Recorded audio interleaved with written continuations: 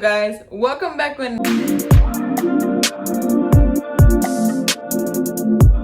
another video on my channel with your girl Trinity J. So as you can tell by the title of the video, we're doing 18 plus Netflix shows recommendation. These are all shows, no movies. They all have seasons or one season. Some only have one season. I'd be like, okay, when are they gonna make out? When are they gonna come out with another one? But yeah, I'm sorry, I was talking really fast. Let me catch my breath. Sin. Okay. Yes, so I'm going to be... Okay, guys, I'm going to be giving you top 18 plus shows I have watched. These are all shows I've watched or either my friends or my mom has watched. Also, so like asking them, like, are they good? So this is all around shows. It isn't a specific category like action, comedy, sci-fi. It's just all over the place, kind of. So I'm just going to go in order from what I have on my tablet. If you guys didn't know, this is a hat I created. Let me know if you guys like it, because I might actually start a business for hats. Okay. But don't forget to like, comment, and subscribe, and turn notifications so you get notified every time I post a video. I do post daily. I try to post every 3 days. So 2 times a week. Yeah, I post 2 times a week. So yeah. Anyway, let's just get right into the video. Okay, number 1. Starting at number 1, I have Cobra Kai. Cobra Kai, I am on season 3, episode 2, I believe. I just started season 3.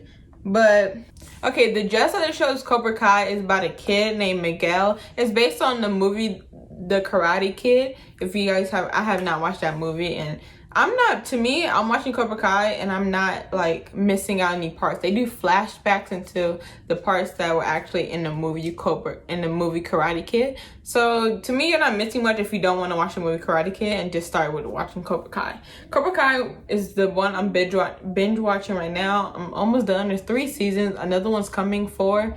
It's really interesting. It's about this dude, Johnny, who was his name in Karate Kid, who's opening up his own dojo called Cobra Kai, and he has LaRusso, which is his enemy, and enemy kind of, they sometimes make up, I'm not trying to spoil anything, but make up, become friends and all that. So enemy, and he's opening up a dojo to compete against him. His name is LaRusso. So, and then he has a kid named Miguel who's literally his best student. He came to fight for him, but his son Johnny's kid, his name is Robbie, and he went to work with his enemy LaRusso, because he wanted to show his dad, like, I could get you back because you left me my whole life and all this. So basically that's kind of like the gist of the show. It's just 2 enemies fighting against each other, basically, and 2 dojos, and there's like so many karate fights, and it's just like, it's amazing. I love the show. But I'm gonna give you a description that Netflix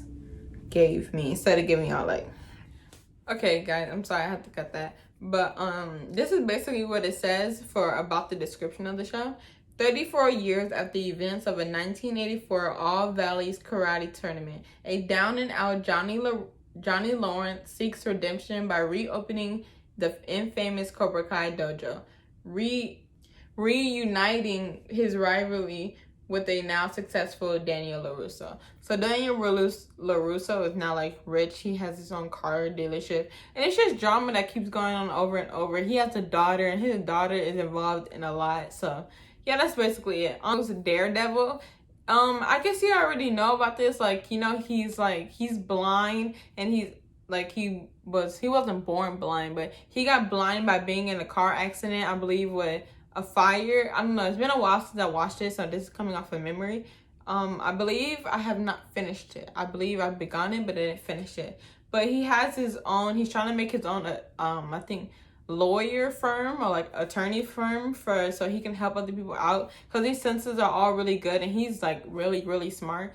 So he's like, him and his friend, I'm sorry if I keep saying so, he's like, I'm sorry, but so he has his friend, I forgot his friend's name, but he has a friend that helps him with this, and all throughout the lawyer firm, and the girl. It's just like he's off fighting bad guys. It's like almost like a Marvel show. Girl gets kidnapped, or friend gets kidnapped, go and rescue her, and like over and over. It just keeps happening with his description. Because this probably was really bad. But I believe his mom died or divorced the dad Daredevils, but he has an enemy. Like, he has one major enemy. I forgot his name. He's a really big dude, and he grew up that way. He grew with his dad fighting his mom, like hitting her instead of his enemy. So that made him want to be bad and like destroy the city. And he keeps coming up with ways trying to stop him, but he doesn't always stop him. He gets hurt over and over again. So yeah, let me show you what the description says again. Okay, this is what the thing says on Netflix. Blind as a young boy, Matt Murdock, that's his name, Matt Murdock, instead of like Daredevil, fights injustice by day as a lawyer and by night as a superhero Daredevil in Hell's Kitchen, New York City. Like the description, it's a really interesting show. It's about superheroes, him, you know, fighting for justice, you know, superhero Marvel themes. Now we're gonna move on to the next. Number 3. Called Sneakerheads. For me, I love the show because I was really into shoes. Actually, I am really into shoes. I will call myself a sneakerhead without having all the shoes. Like, that is literally me. I don't have a big collection. Like, I probably have like close to 13, only 14 pairs of shoes, really. I am getting more, so a sneaker collection update, but I'm going off track. So yeah, it's just about this dude. It's King Batch is in it. If you don't know him, he's a comedian. Probably post a picture on here what he really looks like, so you know, you actually know, because I think everyone knows a King Batch. But he's in this movie, and I forgot the other actor. But basically, they're going off to find a missing shoe, not a missing shoe, but a shoe he had and wanted. I think he sold it for like a bigger price and had to keep on bidding on it, and no one really had it until they went to this one garage salesperson who had it, and just keep adventuring with the shoe. I think it was the Jordan 4 cement they was keep trying to get, but they always failed, and they meet people along the way. It's just amazing. I love the show. I think it has 2 seasons. No, it only has 1 season, I believe. But let me read you what Netflix's description says. Okay, it says, family man Devin falls back into sneaker obsession after his pal Bobby talks him into wheeling dealing scheme to score a mythical pair of kicks. So yeah, I forgot about that. These kicks are somehow mythical. They don't really exist, but he somehow finds them in one place, and they're like, he always knew they existed, but he finds them like at the end when they all split ways, and like he has to come back and be like, okay, I found the shoe. How are we going to get it? How are we going to get the money to get it? Because I think he quit his job after Bobby, his friend, which is King Batch, said that he found the shoe and could get a lot of money for it. So I think he quit his job, and the whole family was like down. His wife was like, why would you do that? If I'm really wrong, this is going to look embarrassing. But I believe that's what happened. I haven't watched this in a long time. My memory is not the best. Number 4. We have Marlin. Marlin is a comedy show based on the actor Marlon Wayans. He did a comedy show. He has 2 kids in the show and a wife, and it's just a basic all comedy show. He lives in a house. He teaches his kids like discipline rules, how to grow up. It's just all this, like, there's this one episode where his daughter starts dating, and then he just says all this funny stuff during this show, like how he's gonna lock up the house, how he keeps kicking the kid out because he's on a football and he know jerks are like that with boys. So it's a really funny show to me, Marlin. It's basically, oh yeah, I forgot to also mention, he's divorced. Him and his wife are divorced, but they live in the same house together, so which is kind of weird for the kids and the family. So like all her friends are like making jokes like, how do you live with someone that you're divorced? And then and I think he has a YouTube channel. He has a YouTube channel in the show, which is hilarious because he was like, what's up, Marlin? But y'all saw him by the trailer, I believe. But on to number 4, or the number 5.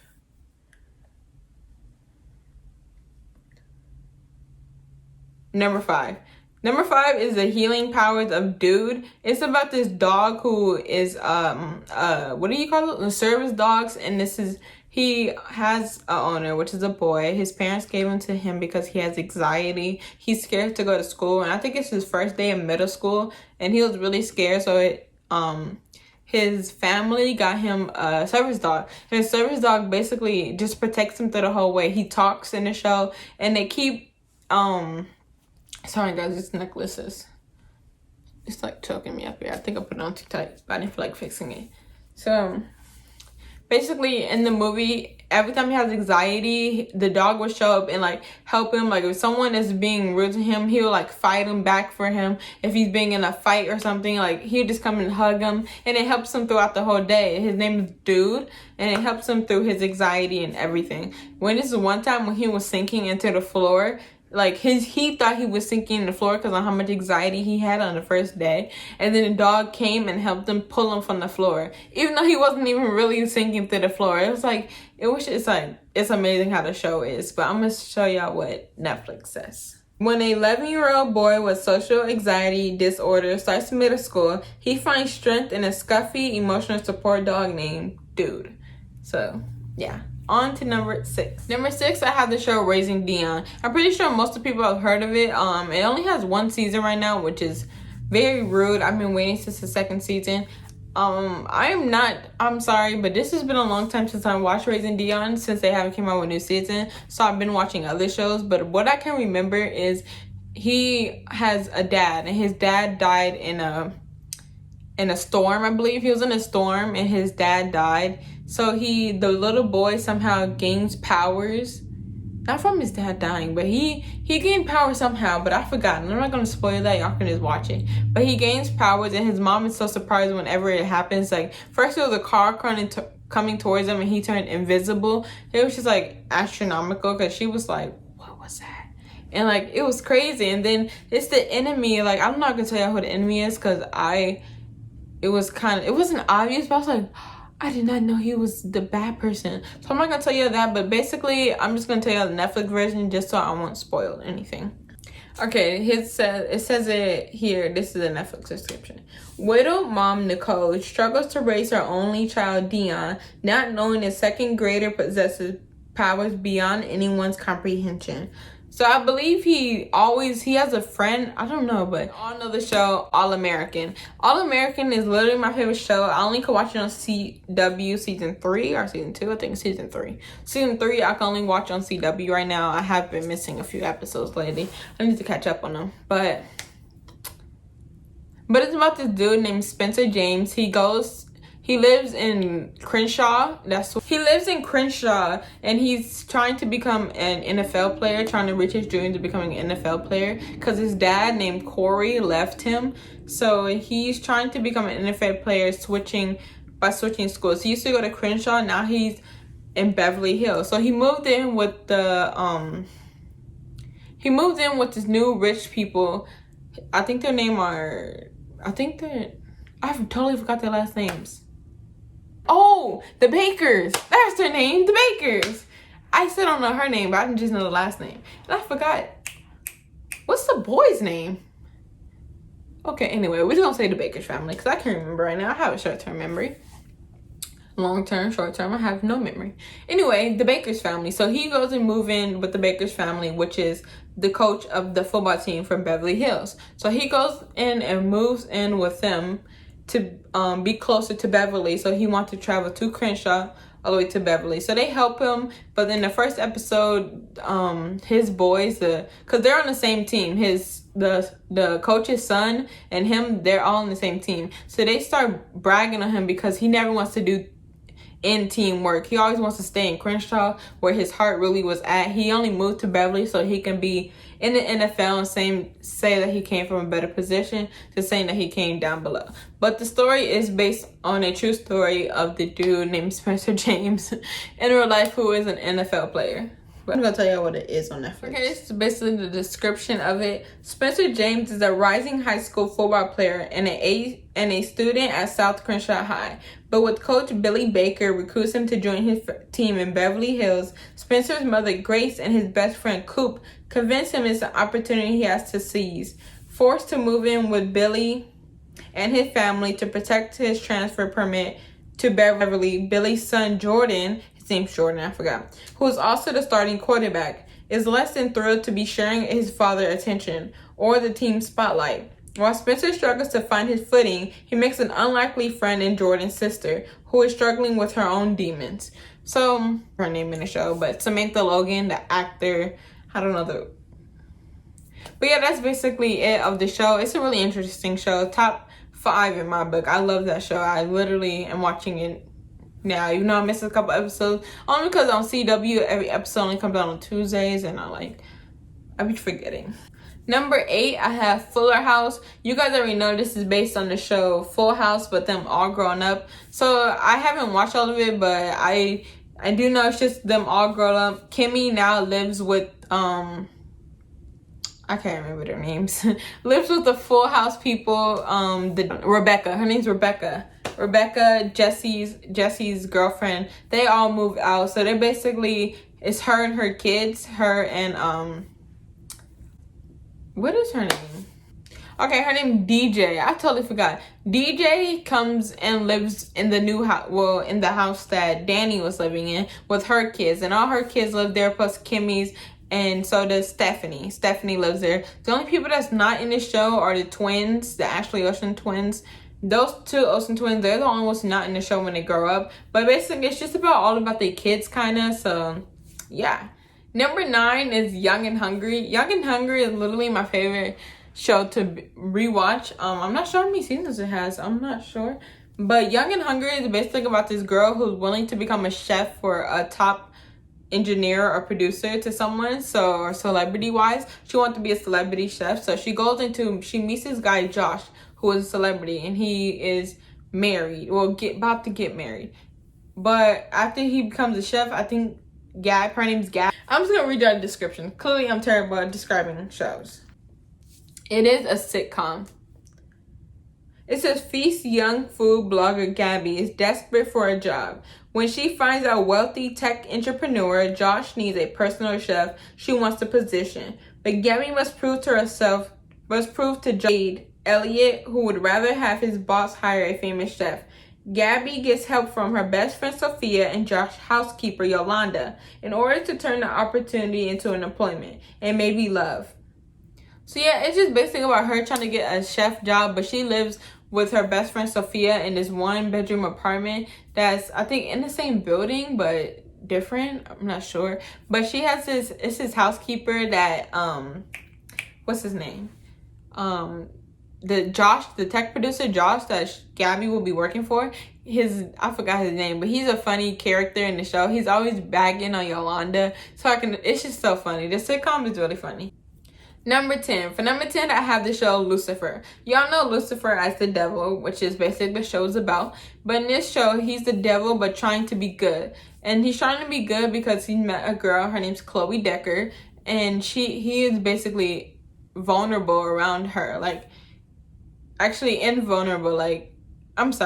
vulnerable around her. Every time he's around her, he can actually literally die. If someone cuts him, he can literally die because of how vulnerable he is, because he loves her. But all finds out that she's just I don't know if this is a spoiler. This might be a spoiler, but she's just, I'm not gonna say it because it probably is a spoiler.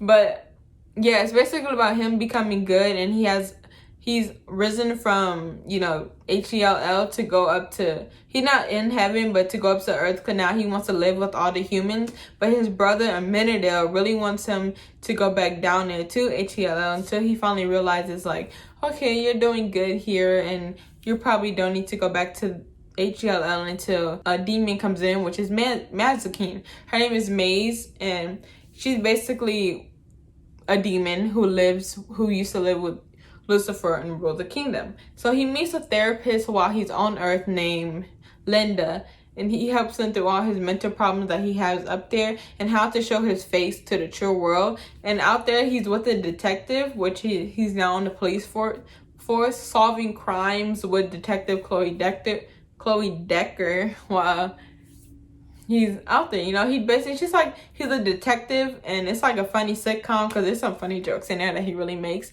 and it's just all amazing to see him fight and his wings. It's just amazing. But I'm gonna show you with the description. It's Lucifer, the original fallen angel who has become dissatisfied with his life in HELL. After abandoning his throne and retiring to Los Angeles, Lucifer indulges in his favorite things: women, wine, and music, until a murder takes place outside of his Upcastle nightclub. For the first time in billions of years, the murder awakens something unfamiliar in Lucifer's soul that is eerily similar to compassion and sympathy.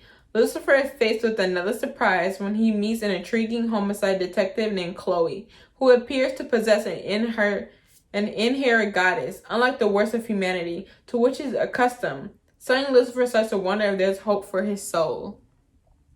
So yeah, that's basically what I kind of said, but anyway, guys, that is the end of my video. Thank you for watching, and don't forget to like, comment, and subscribe, and share this so more people can watch it if you really find the video helpful with Netflix recommendation down below in the comments, so y'all can tell me. Literally comment. The comment section is open, guys. I need y'all to comment. It'd be empty down there. It'd be like tumbleweed rolling through. But anyway, guys, that's the end of my video, and I will see y'all in another video. Bye, guys.